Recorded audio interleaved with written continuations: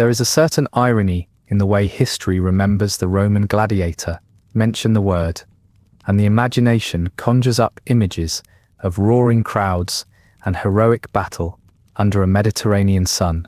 Yet, for those who actually lived, it was largely a matter of surviving breakfast, the arena, and whatever passed for lunch in a Roman training barracks. Before we begin, take a moment to like the video and subscribe, but only if you genuinely enjoy what I do here. And let me know in the comments where you are listening from and what time it is. It is always interesting to see who is joining us from around the world. Now then, let us ease into tonight's journey together. The world of the Roman gladiator stretches across several centuries, beginning in late Republican Rome and unfurling through the imperial heyday. Here in the shadow of the Colosseum and dozens of lesser arenas scattered across the provinces, human lives were measured in bouts rather than in years.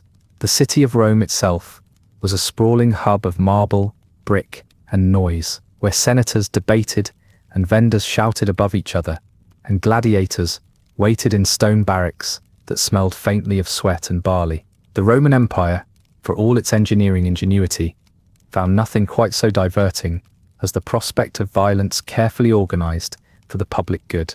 One of the more peculiar historical realities is that many gladiators were not, in fact, prisoners of war or condemned criminals, as popular memory likes to insist.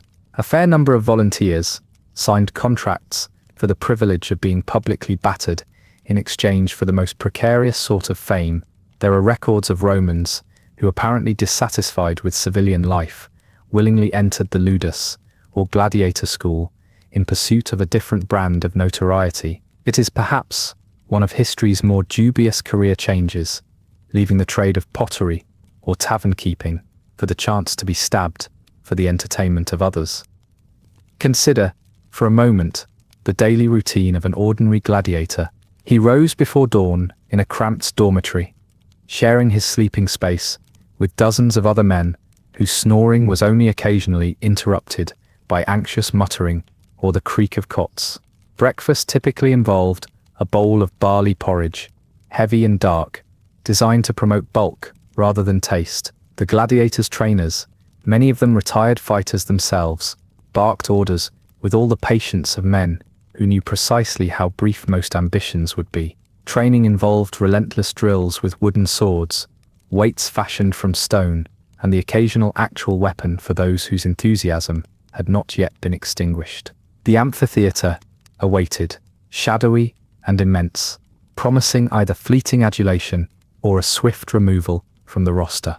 Rather than the gleaming armor and perfectly matched duels of modern fiction, most gladiatorial contests were dictated by the whims of organizers and the appetites of the crowd.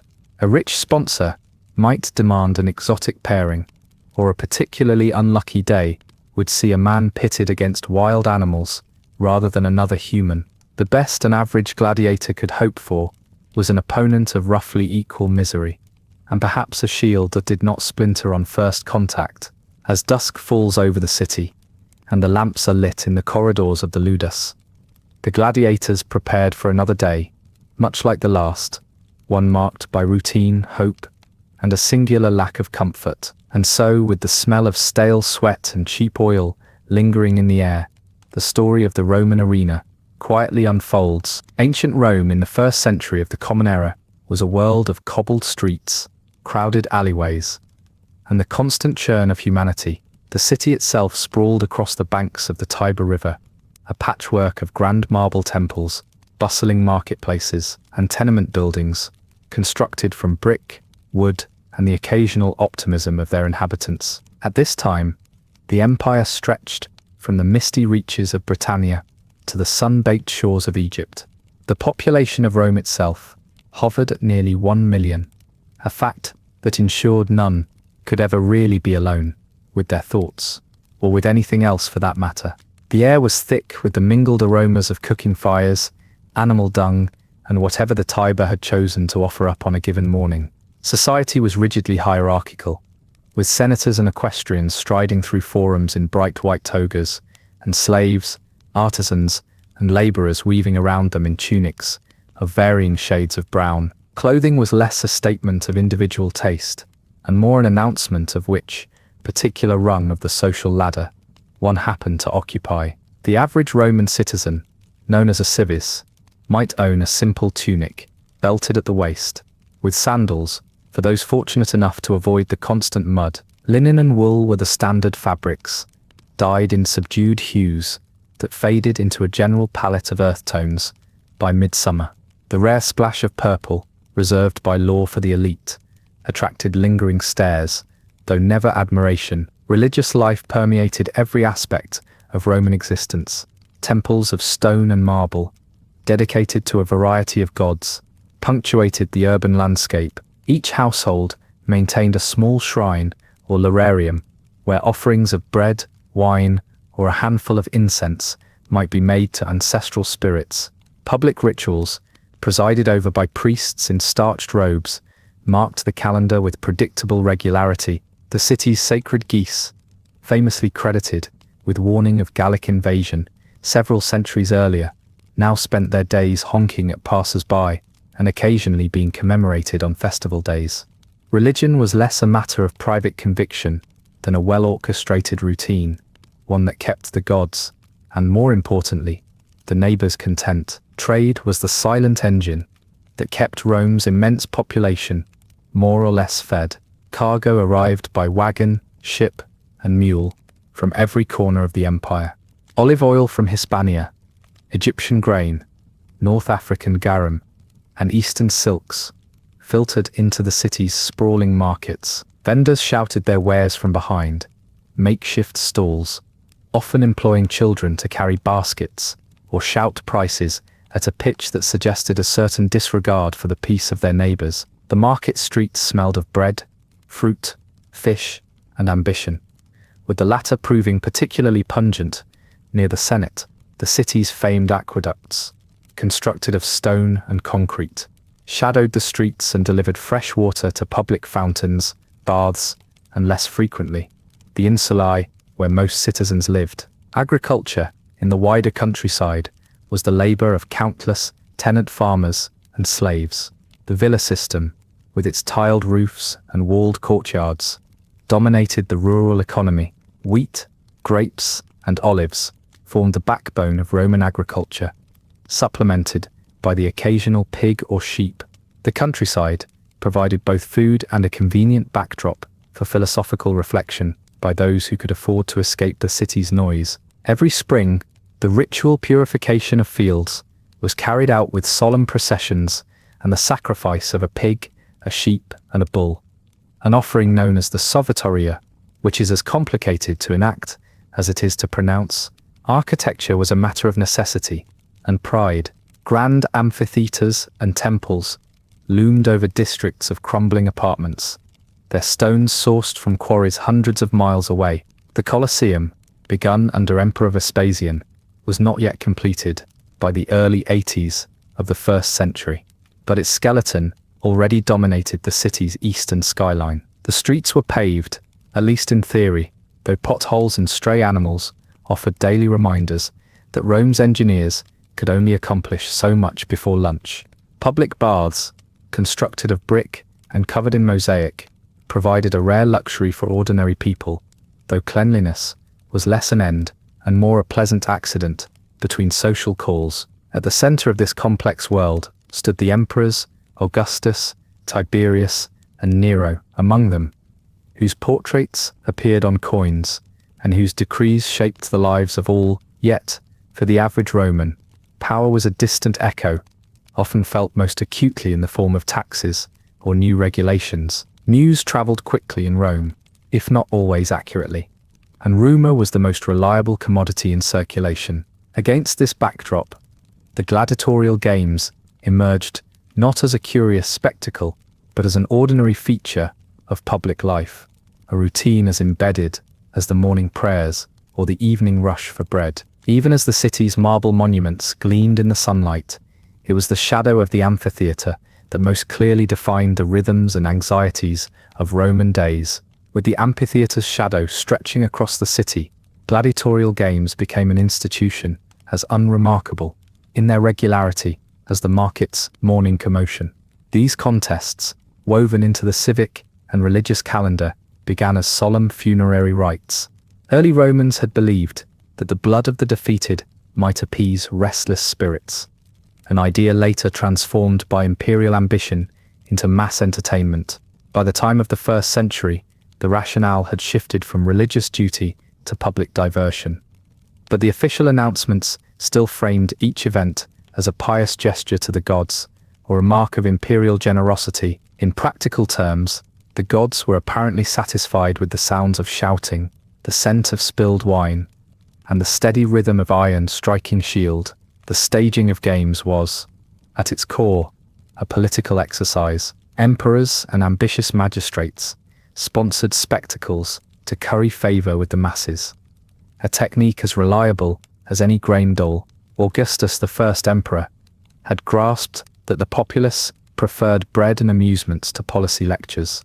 Later rulers, each tried to outdo one another in scale and novelty, resulting in displays that blended choreography, imported animals, and the occasional attempt to flood the arena for mock naval battles.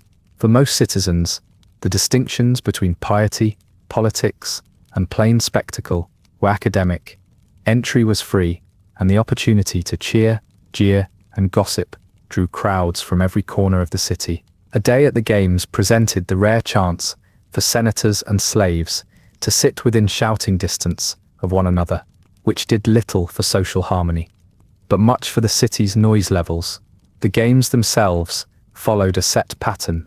Early in the day, minor contests and animal hunts were staged, with professional hunters pitted against beasts sourced from across the empire. Lions, leopards, bears, and even crocodiles made their appearance, though their enthusiasm for showmanship was usually limited. By midday, the main combatants entered, each introduced by a herald who announced their origins, accomplishments, and inevitably their previous number of victories. Most gladiators were known by type rather than by name: Murmillo, Secutor, Retiarius, each equipped with standardized weapons and armor.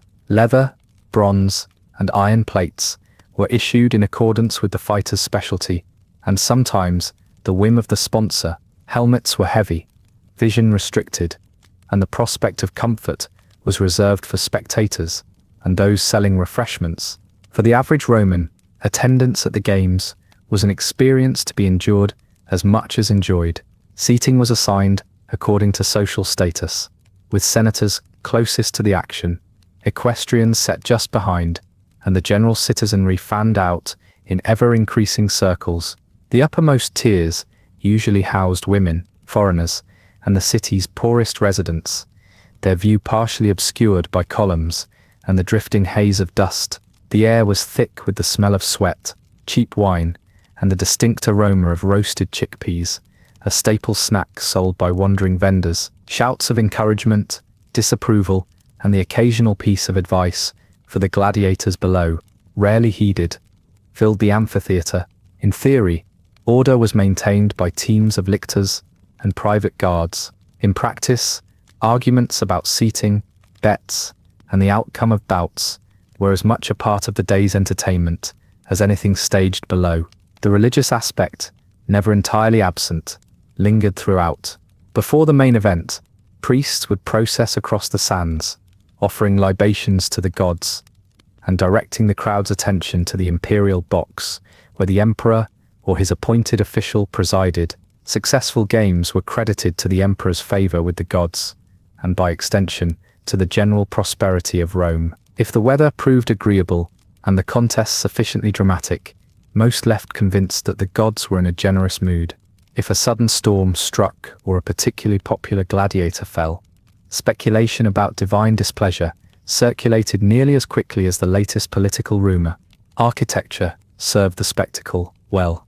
The Colosseum, though not entirely complete by the year 80, was already a marvel. Its travertine blocks and marble seats glittered in the sun, while an elaborate system of entrances and corridors directed tens of thousands of spectators, with a minimum of confusion and a maximum of shoving.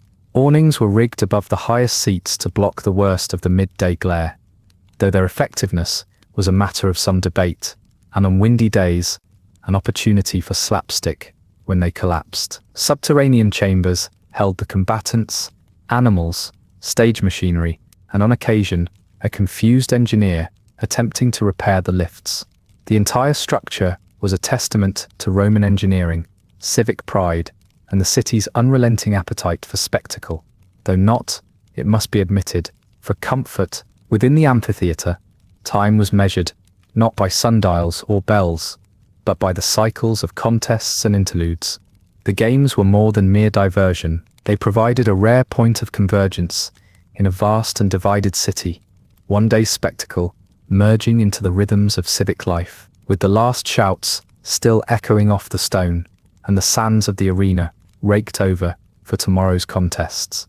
Citizens of Rome returned to their streets and stalls, having witnessed yet another affirmation of order, power, and the peculiar priorities of their empire.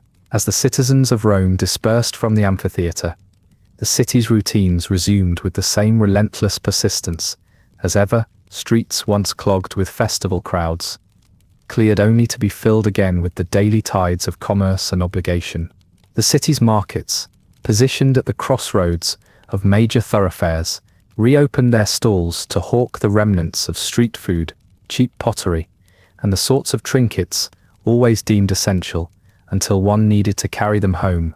Mule carts rattled over paving stones, while the cries of water sellers mingled with the persistent calls of caged songbirds and the complaints of grocers over the quality of imported figs. Rome's sheer density promoted a certain forced intimacy. Neighbors overheard one another's business through thin walls, and open windows, and privacy, when found at all, was the result of fatigue rather than architecture. Daily life, for most Romans, was governed by necessity. The dawn brought the sound of wooden shutters creaking open, the scrape of sandals on uneven floors, and the first wave of bakers setting their loaves to rise. In wealthier homes, slaves swept courtyards and fetched water, while the more fortunate citizens lingered over diluted wine and whatever passed for news. The humbler residents of insulae, those multi-story apartment blocks, built with a confidence that ignored most principles of engineering, hurried down rickety stairways to fetch water from public fountains or to jostle for a place at the communal latrine. Fires for cooking were restricted to the ground floor, which ensured both inconvenience and the occasional spectacular accident. The city's religious rhythms never faltered. Altar smoke drifted up from street corners where small shrines to Lares and Penates received their morning offerings. The larger temples, such as those dedicated to Jupiter or Juno, resounded with the measured chants of priests. Religious festivals intervened in ordinary routines, frequently closing courts, markets, and often inspiring an enthusiastic disregard for work. On such days, the procession of sacrificial animals led through the streets provided both a spectacle and, occasionally, an obstacle for those with more practical errands. Rites were performed with meticulous formality, every gesture observed and recorded, lest the gods take offense, or worse still, fail to notice at all. Trade, the empire's lifeblood, pulsed steadily through Rome's arteries. The river port received barges laden with grain from Egypt, oil amphorae from Hispania, and crates of glassware from the Levant. Rome's appetite for imported luxuries was as insatiable as its need for basic staples. Merchants haggled not only over goods, but over status. For the right connection could turn a simple trader into a wealthy equus, or, occasionally, a cautionary tale splashed across the city's graffiti-covered walls. The markets themselves were cacophonous, with deals sealed by handshakes, curses, and the exchange of worn bronze coins bearing the profiles of emperors, both beloved and otherwise. In the countryside beyond the city's walls, life moved at a less frantic but no less precarious pace. Villas dotted the landscape, surrounded by fields of wheat and rows of olive trees. Agricultural laborers began their work before sunrise, driving oxen and tending vines that would supply the never-ending thirst of Rome's population. The cycle of planting and harvest dictated the year, with rural festivals marking each new season. Rural shrines, sometimes little more than weathered stones, bore faded offerings of fruit and wine. The smoke from distant fields mingled with the scent of earth, and the occasional song drifted from laborers returning home at dusk. In the early decades of the empire, imperial authority was most visible in the city's architecture and the faces on its currency. Augustus, whose careful consolidation of power set the tone for all successors, sponsored building programs that transformed the urban landscape. New temples, basilicas, and monumental arches rose along the city's main avenues, each inscribed with dedications to Rome's greatness, and not coincidentally, to the emperor's own. Aqueducts brought clean water to the baths and fountains that served as gathering places for every class. The public baths, in particular, were a feature of Roman life that combined hygiene, business, and socializing in equal measure. The atmosphere inside was thick with steam, conversation, and the aroma of scented oils, barely masking the less pleasant realities of communal bathing. Political life, though increasingly distant from the daily affairs of most, continued its elaborate rituals. The Senate convened in the Curia, debating matters of state under painted ceilings and the steady gaze of marble busts. Edicts were posted in the Forum, though their meaning was clear, mostly to those who wrote them. The city's populace, pragmatic as ever, took more interest in tax rates and grain prices than in distant wars or dynastic marriages. News from the frontiers arrived in uneven bursts, delivered by official messengers or passed along by travelers, and accuracy was often the first casualty. Amid these routines, the presence of the games remained. The amphitheatre did not stand apart from daily life, but was woven into the fabric of the city. Stone by stone, Rome's citizens built a world in which spectacle, commerce, faith, and survival existed in uneasy but enduring partnership. Even as they swept the sands of the arena clean for the next day's contests, the rhythms of ordinary Roman existence carried on, as predictable and persistent as the city itself. Gladiators, whose fates so often absorbed the city's attention, lived lives marked by a curious blend of spectacle and obscurity. Their training schools, known as ludi, were scattered across Rome and its provinces. These institutions were neither prisons nor sanctuaries. They were places where discipline ruled alongside a pragmatic concern for the physical investment at stake. Gladiators might enter the arena in dazzling helmets and armor, but in the training yard, their reality was more subdued. Bare skin, sweat-soaked tunics, and the persistent ache of wooden weapons striking flesh. The clangor of practice sessions could be heard from the street, a constant reminder to local residents that glory was rarely achieved quietly. A typical day began well before sunrise. The smell of oil lamps still lingered in the corridors as men shuffled toward the exercise grounds, where retired gladiators, now trainers, presided over routines with the brisk indifference of those who had already survived what the others only dreaded. The drills were repetitive and harsh, lunges, blocks, and the endless repetition of attack sequences formed the backbone of the regimen.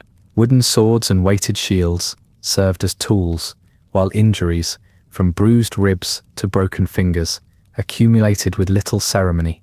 Medical care was provided by the school's medicus, whose supplies included bandages, herbal salves, and a steady supply of resignation. Recovery was considered complete once a man could wield his weapon again, regardless of the outcome for symmetry or comfort.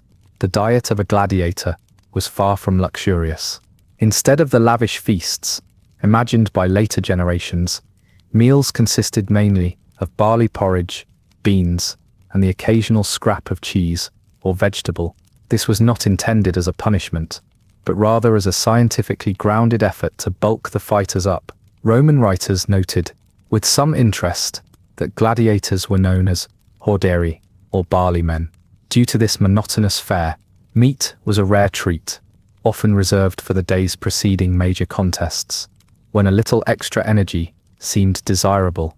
Wine was served, watered down, both as a matter of economy, and to avoid the sort of accidents that made for poor performances in the arena. Living arrangements were communal, with men sharing cells or dormitories.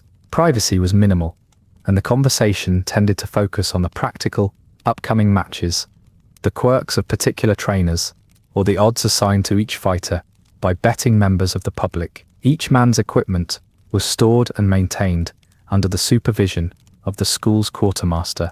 Helmets, greaves, and shields required constant repair. Leather straps frayed, and metal buckles wore thin under perpetual strain. The scent of oil used to maintain the equipment mingled with sweat and the faint sharpness of vinegar, occasionally used to clean wounds or helmets, as circumstances required.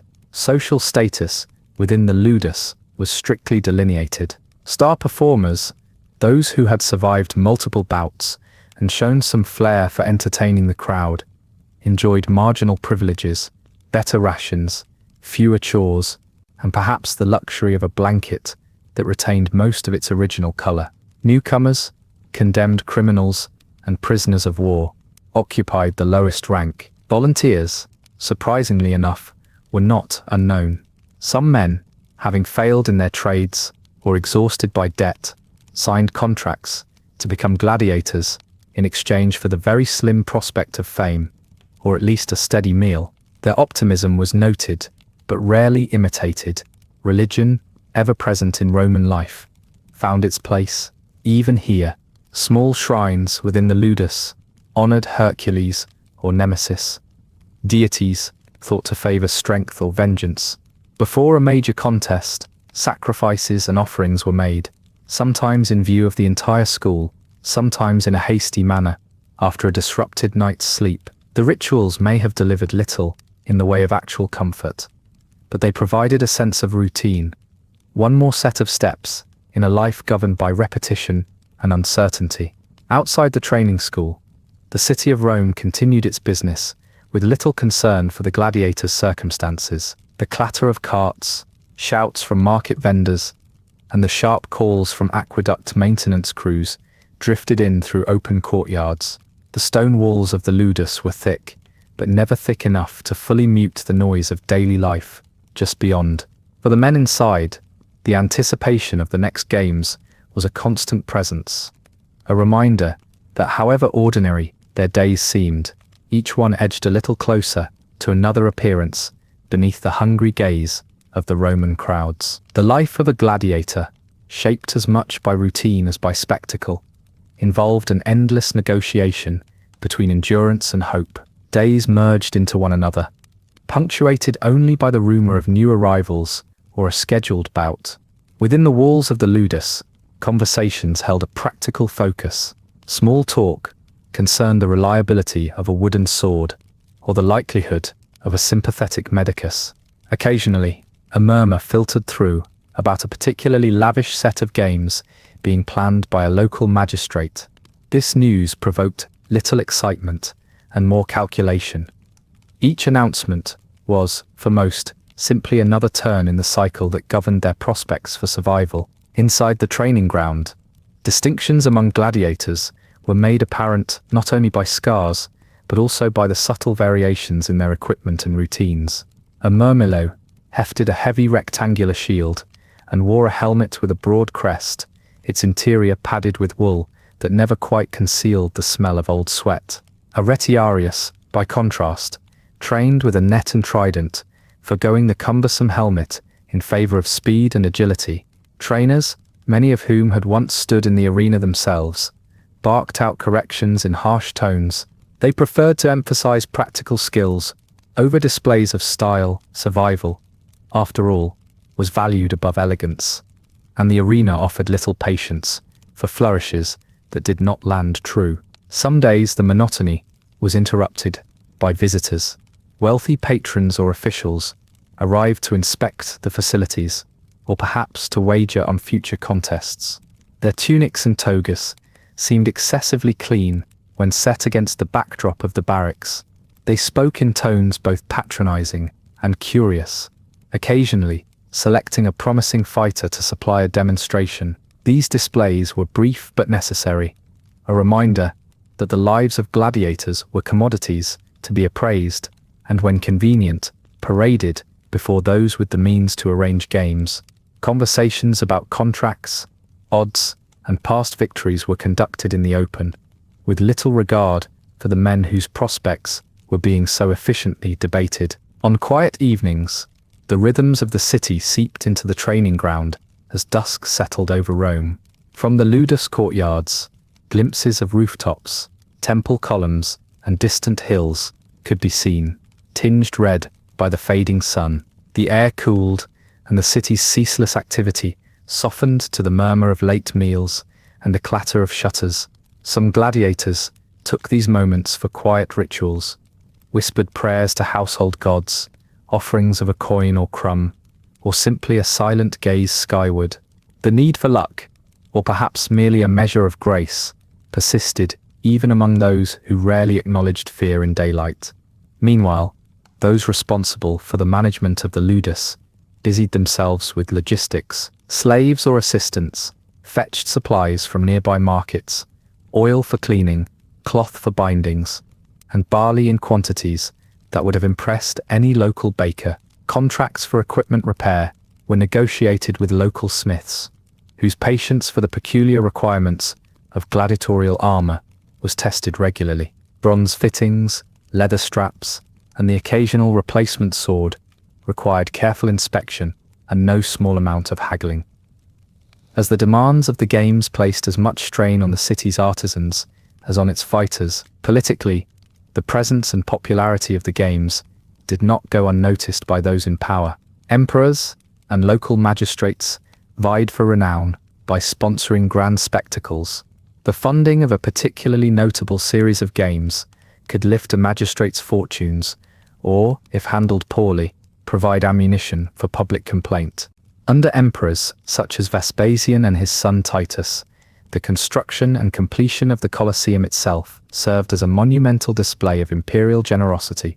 The arena became the stage upon which the city's priorities were performed for all to see: order, spectacle, and the careful management of public unrest. In the stands, bets were placed and loyalties declared, but the political undercurrents were never far from the surface. Religious observance accompanied the approach of each major contest. Priests visited the ludi to offer blessings and inspect omens, a process that combined formal ceremony with expedient practicality. An unfavorable reading might result in a day's delay, but the games marched on with little regard for individual fortunes.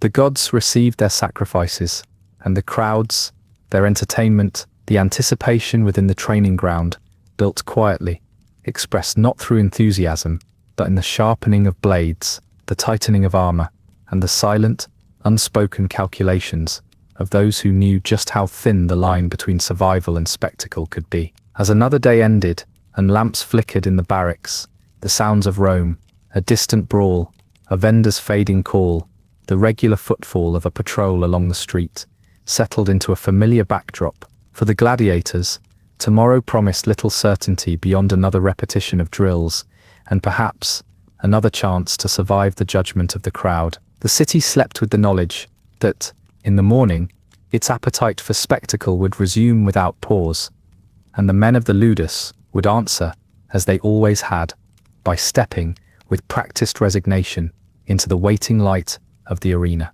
The day of the games arrived, with little ceremony inside the training ground. Breakfast, as ever, consisted of the same barley porridge, served with the resigned air of those who knew it would do little to inspire courage or comfort. The city beyond the ludus walls was already stirring. The distinctive clatter of vendors' carts and the distant shouts from the market filtering in with the morning air. Overhead, the first shafts of sunlight crept across the tiled roofs, warming stone courtyards that had for most of the night echoed only with the sound of uneasy sleep. Gladiators scheduled to appear in that day's contests prepared in the barracks. The process was methodical, as all routines here tended to be. Equipment was checked under the watchful eye of the quartermaster. Leather and bronze were inspected for cracks, and helmet linings tugged into shape, with a thoroughness born more of necessity than trust. Straps and buckles, responsible for holding armor in place, were tested and retied, Every dent and scratch served as evidence of previous exertions, and there was a certain pride, however cautious, in the resilience of equipment that had endured as much as its wearer. The strong smell of oil, used to soften leather and ward off corrosion, lingered on hands and clothing long after preparations were completed.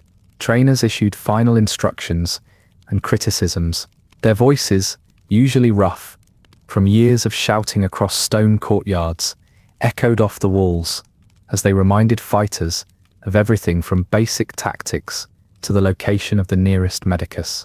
Some repeated old advice concerning the attitude of the crowd or the temperament of the day's editor, the official in charge of ruling over matches. The practicalities of the games were discussed openly. How long to prolong a bout, which opponents' weaknesses were best exploited, and the wisdom of not angering a crowd interested in blood but unamused by too obvious a surrender. For most, the prospect of applause was theoretical, while the risk of harsh judgment from thousands of impatient spectators was assured. The short journey from the barracks to the amphitheatre was made in a small, guarded procession. The sounds of the city intensified as the group passed through the streets, drawing glances from early risers and shopkeepers. For those outside the ludus, the appearance of gladiators was just one more detail in the mosaic of Roman life. Children waved, and older citizens made the sign of the fig or mumbled a quick prayer, small gestures offering protection against misfortune, or perhaps against the uncomfortable reminder of mortality. Such processions tended to inspire. Upon arrival at the arena, the gladiators were led beneath its arches and into subterranean corridors. Here, the world narrowed into torchlit passageways, lined with stacked equipment, animal cages, and the groans of workers hurrying to prepare the day's elaborate program. The stone underfoot was marked by generations of footsteps, trainers, slaves, and those whose task it was to clean the sand after each event. The smell of damp earth mingled with the sharper tang of sweat, oil, and occasionally fear. It was not an atmosphere designed to inspire confidence, but it served the purpose of reminding all present of the seriousness of the occasion. Above ground, the amphitheatre, filled with a steady stream of Romans, senators occupied prized seats close to the arena, their tunics and togas carefully arranged for maximum effect. Equestrians, merchants, and the rest of the city's population followed, ascending the stone steps to their designated places. Vendors sold dried fruit, bread, and wine by the cup, shouting prices in voices that could weather the commotion. The air vibrated with expectation, punctuated by the periodic blare of trumpets, announcing the start of proceedings. At the heart of the arena, rituals were performed by priests, their white robes bright against the soft gold of the sand. Libations were poured, and short prayers recited to Jupiter, Mars, or Nemesis, gods whose favor was thought to govern life and death in equal measure. The editor delivered his formal greeting and outlined the program, which might include mock hunts, executions, and at last, the main event, the paired combats, for which the crowd had gathered in such numbers. There was little room for sentiment or hesitation. The city's appetite for spectacle was as steady as the slow turning of the seasons, and the games themselves unfolded with the same inevitability. As the first gladiators assembled near the entrance to the arena, the noise from above swelled, pressing down into the stone corridors with the weight of thousands of eager voices. Each man's fate, balanced on the fine edge between skill and chance, awaited its measure in the sand. For Rome, it was only another day. For those beneath the arena, it was the sum of all their training, luck, and the quiet calculations made in the dark hours before dawn. The first light of day in the amphitheatre revealed the structural precision and engineered intent that governed every aspect of the games. The Colosseum itself, a monument to Roman ambition, offered its stone tiers to the rising sun and the mounting expectations of the public. Its corridors echoed with the thudding of feet and the persistent hum of anticipation. Vendors carted their baskets of bread and cheap wine through the aisles, their voices competing with those of early spectators already speculating on the outcomes of the contests. The scent of damp limestone and trampled straw mixed with lingering incense from the priest's earlier rites, lending the air a quality that was neither fresh nor entirely disagreeable. Beneath the arena, the gladiators waited, some silent and withdrawn, others quietly rehearsing the motions drilled into them by years of practice. The passageways offered little comfort. The stone was cold, the air thick with the smells of oil, sweat, and the nervous energy of men facing uncertain odds. Lanterns flickered in wall niches, throwing uncertain light over piles of gear and the occasional resting animal. Every noise from above, shouted greeting, musical flourish, the scrape of sandals on marble, reminded those below that the city had gathered and would soon expect its tribute. The opening spectacle unfolded with calculated ceremony. Wild animals, imported from distant provinces at great expense, were herded into the arena for staged hunts. Bears, lions, ostriches, and other creatures appeared, often as bewildered by their surroundings as by their fate. Professional venatores, trained for these displays, navigated the erratic movements of the animals with practiced caution. These events, while popular, served as little more than a prelude. They demonstrated the reach of Roman power and the efficiency of its trade networks. One could almost chart the boundaries of the empire by the variety of beasts present in the arena. After this, the executions began. Criminals, prisoners of war, and those condemned for various offenses were paraded before the crowd. Their sentences were carried out as public spectacle. Methods varied, from exposure to wild animals to more direct martial contests, staged for effect. The crowd, for its part, responded in accordance with custom. Approval, indifference, or curiosity expressed itself in waves, with only the occasional flicker of moral uncertainty. The logic of the games was simple: to display the consequences of defying Roman order, and to do so on a scale fitting for the capital of the world. Eventually, the focus shifted to the principal matches, the gladiatorial combats themselves. Names and origins of the fighters were announced, with particular attention paid to past victories or noteworthy bouts. Merchants and regulars could be heard adjusting their bets, consulting odds delivered by briskly moving bookmakers who regarded the proceedings with about as much awe as a baker counting loaves. Each pairing reflected a careful balance between novelty and tradition. Some duels pitted similarly armed opponents against each other, while others matched contrasting types. A heavily armored secutor against a net-wielding retiarius, for example, providing the crowd with visible contrasts in both tactics and spectacle. As the contests unfolded, the amphitheatre was transformed. Spectators tracked the action with a concentration reminiscent of Senate proceedings, though with greater honesty about their expectations. Cheers for bold attacks, groans for missed opportunities, and the ongoing hum of side conversations created a living, shifting soundscape. Dust was kicked up by every charge and fall, drifting lazily in the afternoon sunlight that filtered through the upper arches.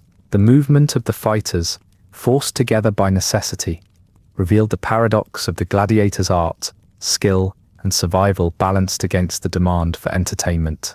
The editor presiding over the games, often a magistrate or imperial official, served as the final arbiter. Gestures from the box, thumbs up or down, or more often, a less theatrical wave, determined the fate of defeated fighters. A display of skill or courage could sometimes win reprieve, but the outcome depended as much on the mood of the crowd and the cost of future games as on any strict rule of merit. The audience, not noted for restraint, voiced approval or displeasure with a confidence that must have been envied by those condemned to perform below. By late afternoon, the arena's sands bore the marks of the day, stains, ruts, and discarded fragments of equipment that would be swept away in preparation for the next spectacle. The crowd filtered out into the city, sharing opinions and rumors, their interest already shifting to supper or some minor scandal. The gladiators, whether victorious or not, were led back through the same shadowed corridors, carrying with them the remnants of exhaustion and whatever cautious hope remained for another day. Above, the Colosseum's arches stood silent, holding in their stones the memory of spectacle, routine, and the persistent appetite of Rome for order, witnessed through the lens of orchestrated violence. As dusk settled over Rome, the city resumed its more familiar routines. The crowds that had filled the amphitheatre dispersed into the tangled web of streets, each returning to the obligations and comforts that defined daily existence. The bright white of senators' togas faded into the gloom, replaced by the muted tones of common clothing and the uneven flicker of lamps hung outside doorways. Food stalls reopened to serve the hungry, and the day's events were recounted with a mixture of bravado and indifference. The air, still thick with dust from the games, carried the scent of roasting meat, sour wine, and the persistent undertone of the Tiber, reminding all that the city's appetite extended well beyond spectacle. Within the ludus, the return was subdued and routine. Victors, bruised and exhausted, were offered a simple meal and, if fortunate, a word of acknowledgement from the trainers. Wounds were tended in the barracks by the medicus, whose approach could be brisk or resigned, depending on the hour and the severity of the injuries. The tools of his trade, a collection of bronze instruments, wool bandages, and jars of pungent salve, were laid out with a precision that spoke more to necessity than optimism. Serious wounds might earn a brief respite from training, though the threshold for what counted as serious was reliably flexible. The lives of most gladiators moved forward in increments, measured by days rather than ambitions. Recovery from the games involved the same repetition, familiar from training, meals taken at long tables, fitful sleep on straw mattresses, and the gradual fading of bruises. Among the men, conversation sometimes returned to the topic of prizes. Small sums of money, or gifts, were occasionally distributed after victories, though rarely enough to alter anyone's prospects in a meaningful way. The more celebrated might be granted a laurel crown, or in rare instances, a wooden sword, the symbol of freedom. For the majority, however, the end of one bout simply marked the beginning of the next cycle. The city outside did not pause to reflect on the fate of its entertainers.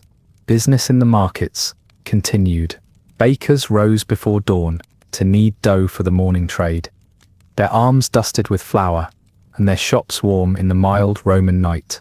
Farmers from the surrounding countryside brought their produce into town, setting up stalls of figs, olives, and garlic beneath the shelter of tiled porticos. The rhythm of trade was unbroken, sustained by the steady influx of goods from across the empire. The sound of haggling, the clatter of carts, and the shouts of children running errands created a background chorus, a constant reminder that Rome's prosperity depended on the labor of many classes and the obedience of its provinces. Religion, too, occupied a central, if less dramatic, role after the games. Small shrines were visited by citizens, giving thanks or making modest offerings, whether for victory in the arena or success in the day's business. Priests maintained their routines in the great temples, lighting fresh incense and consulting the auguries.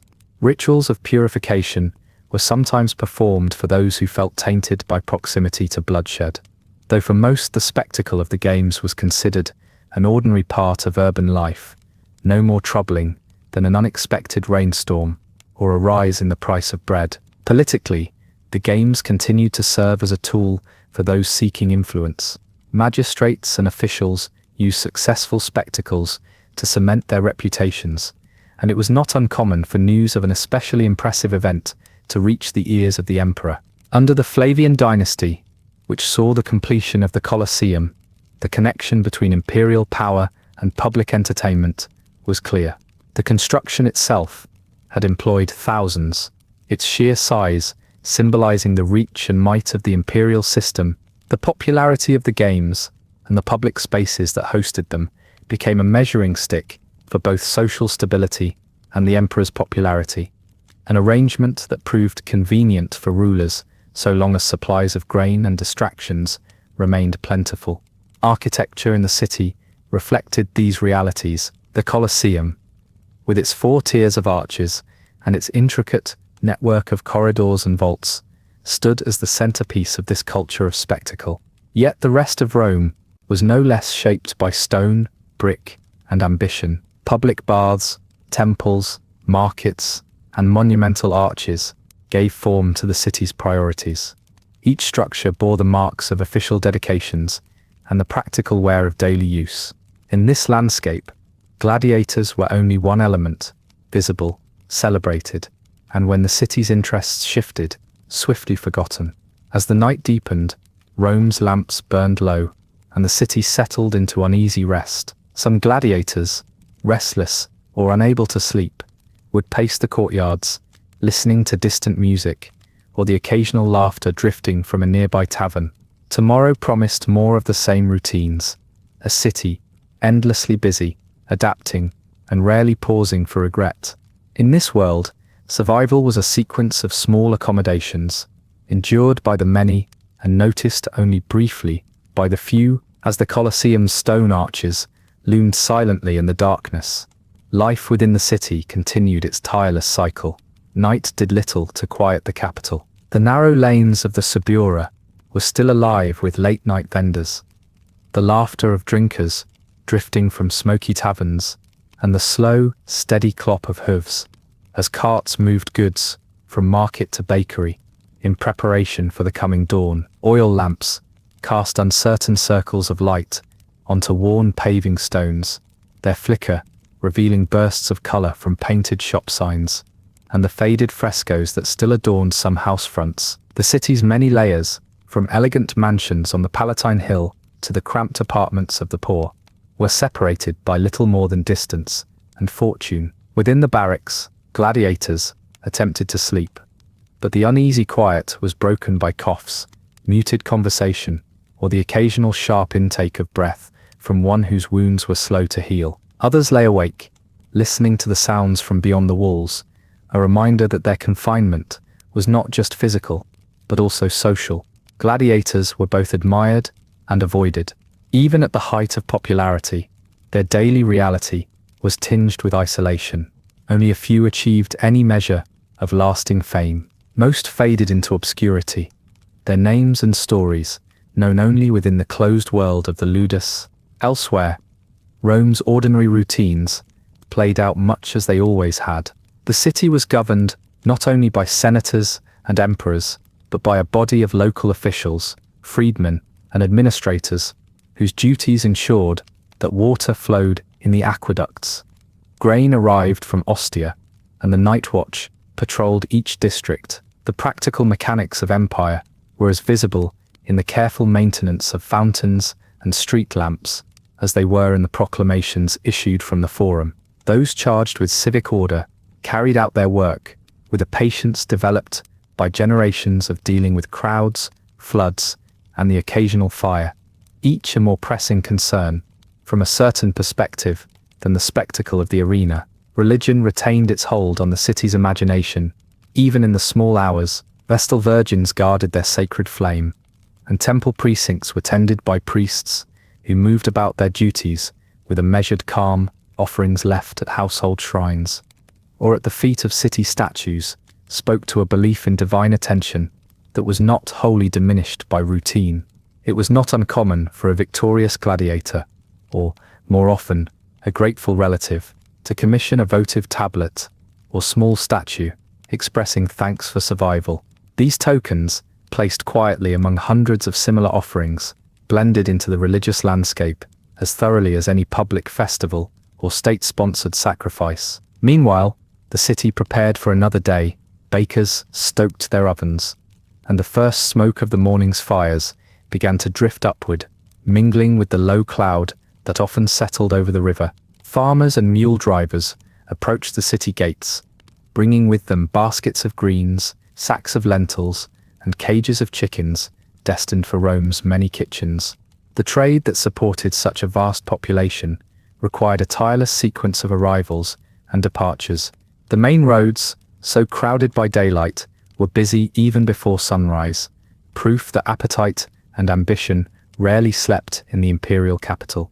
The political pulse of Rome continued its slow rhythm, The imperial household, now secure on the Palatine, issued decrees and accepted petitions with the help of secretaries whose attention never seemed to wander from their wax tablets. In the Senate, debates were scheduled with the same regularity as the games, though the outcomes were often less decisive. Local politics, carried out in the shadow of imperial authority, involved as much negotiation and compromise as the management of a bustling market. Public works, new construction, and the repair of city walls and sewers occupied the energies of many. The memory of a recent fire or flood lingered in conversations and ensured that resources were directed as much toward prevention as toward spectacle. The rhythms of agriculture and trade shaped life outside the city just as strongly. Villas in the surrounding countryside continued their cycles of harvest and planting. Rural festivals followed the agricultural calendar, marked by sacrifices at crossroads or the singing of hymns in the vineyards. The wealth that flowed into Rome was founded, in large measure, on the labor of these estates and the network of roads and rivers that brought produce to urban tables. The distant sound of a shepherd's pipe or the creak of a wagon axle joined the nightly chorus, blending with the city's persistent noise. Within this vast world, the gladiator's experience was both distinctive and surprisingly ordinary. Life was reduced to pragmatic calculation, survival, recovery, the maintenance of equipment, and the careful navigation of a society that offered spectacle as a substitute for inclusion. The city, in its relentless activity, left little space for sentiment, yet, in the sleepless hours before dawn, as the city's lamps burned low and the first birds stirred in the eaves, even the most hardened among the gladiators might allow themselves a moment of quiet reflection before the next day's routines demanded their full attention. Once again, as another grey Roman dawn crept in, the city began its daily transformation, from subdued quiet to a state of organized chaos.